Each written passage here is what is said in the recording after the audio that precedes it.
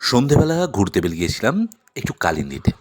ঘুরতে ঘুরতে হঠাৎ শুনলাম কালিন্দিতে নাকি পুরনো গাড়ির মেলা বসেছে। আর চার চাকা গাড়ির ওপর আমার কিন্তু একটা আলাদা দুর্বলতা আছে বন্ধুরা। যদিও পকেটে পয়সা নেই, কিন্তু দেখতে তো ক্ষতি নেই, কে আর জানছে আমার পকেটে পয়সা নেই। যাই হোক, মেলার মধ্যে ঢুকবো, গাড়ির মেলা, উফ! দেখুন আমি কি জোরে জোরে হাঁটছি। তবে কাউকে বললে হবে না যে পকেটে পয়সা নেই, না এলে কিন্তু একটা গাড়িও দেখতে পাবেন না। বিরাট বড় গেট, কি বলবো ঠাকুর! ভেতরে ঢুকে না আমি অবাক।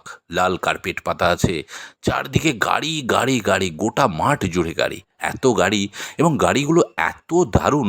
কেউ যদি লেক টাউন কালিন্দিতে আসেন, গাড়িগুলো কিন্তু অবশ্যই দেখতে পারেন। সুজুকি থেকে এই মেলাটা লাগানো হয়েছে। সব সেকেন্ড হ্যান্ড গাড়ি, পুরনো গাড়ি। একটু হিরোকে দেখে নিন, সাধারণত ফিল্মে দেখেন, ইন জেনারেল রাস্তায় দেখে নিন।